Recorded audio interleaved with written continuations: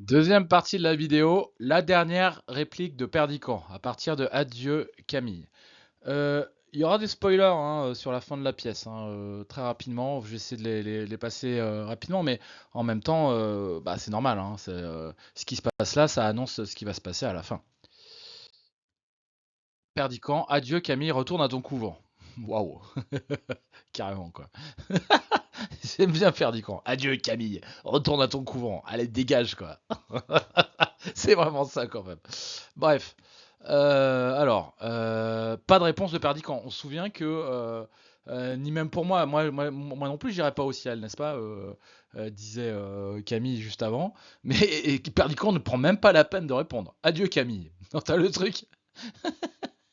C'est le gars, on lui pose une question directe avec le n'est-ce pas rhétorique. Et Perdican dit adieu, ce qui renvoie spoiler alert, la dernière réplique de la pièce adieu Perdican lancée par Camille. Bon bah désolé si ça spoil, mais bon, normalement vous êtes censé l'avoir lu la pièce. Alors l'ordre à l'impératif, retourne à ton couvent.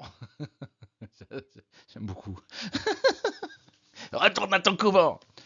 C'est comme si Perdican chassait Camille. Ouais, c'est vraiment va-t'en quoi. Retourne de là d'où tu viens quoi. Et lorsqu'on te fera de ces récits hideux qui t'ont empoisonné, réponse que je vais te dire. On a un hiatus sur récits hideux. Récits hideux. Vous voyez, c'est quand même. C'est assez. Ça fait mal aux oreilles, quoi, presque.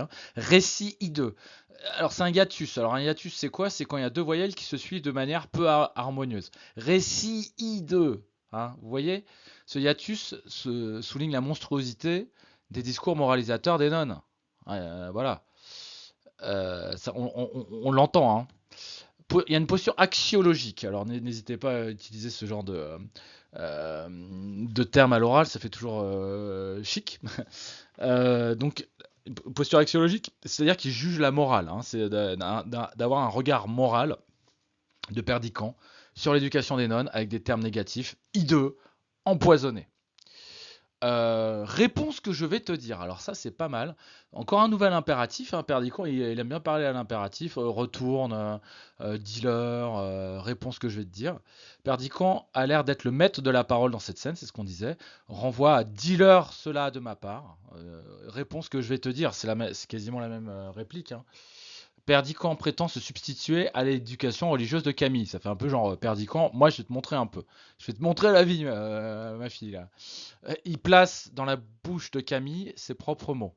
C'est-à-dire que Camille, tu vas dire ce que moi je vais te dire, ce que tu dois dire. Je sais pas si ma phrase est claire, mais voilà. Réponse que je vais te dire. Alors, le passage le plus célèbre de la pièce vient de commencer. C'est hyper célèbre. Voilà. Et on a un discours qui se généralise à l'humanité en général, non sans une énorme exagération. Genre tous les hommes, toutes les femmes, nul. Le monde, nul. Donc c'est un discours qui est très négatif. Perdican veut faire une contre-éducation de Camille.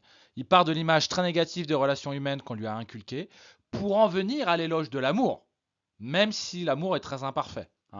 Mais il ne dit pas tout va bien, etc. Tout est beau, l'amour c'est magnifique, mais il part du fait que l'humanité est faillible pour dire que malgré tout, la valeur et la solution qui reste, c'est quand même l'amour, malgré tout. Il y a deux énumérations très longues, effectivement, dans la première partie de la phrase, marquée par le champ lexical du vice. Alors là, il y a des adjectifs comme vous en voulez, en voici, en voilà, menteur, inconstant, faux, bavard, il y a un côté matraquage. Champ lexical du vice, l'un sur les hommes, l'autre sur les femmes. Côté matraquage. Dites cela. On a une homéotéleute pour aussi au niveau des sons en euse, artificieuse, vaniteuse, curieuse, qui a un effet de répétition. Homéotéleute, c'est la répétition du même son en fin de mot. Euse, euse, euse. On a le champ lexical plus particulier de l'hypocrisie. Dans tous ces champs lexicaux du vice, des défauts, on a certains champs lexicaux qui apparaissent. On a le champ lexical plus particulièrement de l'hypocrisie. Menteur, faux, hypocrite, perfide, artificieuse. Tout ça, effectivement, ça montre une certaine hypocrisie, une certaine dissimulation. Champ lexical plus particulier aussi de l'orgueil, avec orgueilleux et vaniteuse. Bon, petit champ lexical, hein. On a aussi champ lexical de la sensualité, sensuel, dépravé, hein. Et on voit que ces champs lexicaux sont assez bien distribués entre les hommes et les femmes, hein. Il n'y en a pas un qui rattrape l'autre, hein. Après les hommes et les femmes, on passe au monde, hein. On a une métaphore in presentia, de l'égout sans fond. Souvenez-vous qu'une métaphore in presentia, c'est le monde est un égout, n'est-ce pas? Si c'était une métaphore pas in presentia, si c'était une métaphore normale, ce serait le monde, virgule, un égout, hein, vous voyez? Et là, c'est le monde est un égout, donc il y a quand même le verbe être. Donc ça s'appelle une métaphore in presentia, comme on dit en latin. C'est-à-dire qu'il y a voilà, il y a le verbe être ou un verbe d'état entre le comparant, comparé, quoi. Il y a presque une paronomase, c'est-à-dire des mots qui sonnent pareil. Les phoques informent. Bon, c'est pas terrible comme paronomase, mais ce sont faux. En plus, c'est le faux, hein, n'est-ce pas? Faux. Phoque informe, n'est-ce pas? On a une image du phoque. Les hommes sont des animaux. Bah, il compare. Perdican, il compare les hommes à des phoques, quoi. C'est pas, en plus, c'est pas les animaux les plus gracieux parce que quand ils sont sur la terre ferme, ils ont tendance vraiment à ramper comme ça. Bon, on a une légère allitération en re, hein, informe, rampe et se tordre, et on a le champ lexical de la saleté, égout, et la fange, qui est littéralement la boue, quoi. Euh, voilà. Mais, et là, on passe à autre chose. Effectivement, il y a un articulateur. J'arrive pas à articuler articulateur. Articulateur logique, mais. Et là, on passe à autre chose. Effectivement, on passe dans la deuxième partie. On a la reprise du mot monde, mais cette fois-ci sous une lumière plus positive. Il y a au monde. Avant, c'était le monde n'est qu'un égout. Là, c'est il y a au monde quelque chose de saint et sublime. Sainte et sublime, on sent la légère allitération en ce, hein. Perdican reprend un vocabulaire religieux, saint et sublime, n'est-ce pas? Mais cette fois-ci pour parler de l'amour réel entre deux personnes. C'est pas un contexte de couvent, de nonne ou de bonne sœur. C'est pour parler de l'amour de deux personnes. Pour Perdican, c'est la seule chose saint et sublime. On a un adverbe intensif si qui est répété deux fois, si imparfait et si affreux. Perdican ne prétend pas, après un tel portrait négatif, dire que les hommes et les femmes sont beaux, hein, c'est pas son propos. Et on a une triple anaphore de souvent alliée à on. On est, alors vous avez vu, j'ai mis des numéros là. 1, souvent trompé en amour. 2, souvent blessé. Et 3, souvent malheureux. Vous voyez que c'est une phrase ternaire, hein. On a une généralisation à l'ensemble de l'humanité dans une phrase ternaire en trois temps distincts. Je ne sais pas si je l'ai mis malheureux, mais on aime. Vous repérez l'allitération au passage qui est marquée en violet, là. Mais on aime, et quand on est sur le bord de sa tombe, on se retourne pour regarder en arrière, et on se dit, 1, j'ai souffert, souffert souvent. 2, je me suis trompé quelques fois. 3, mais j'ai aimé. La tombe, évidemment, c'est la métaphore de la mort, hein, sur le bord de sa tombe, quand on est sur le point de mourir.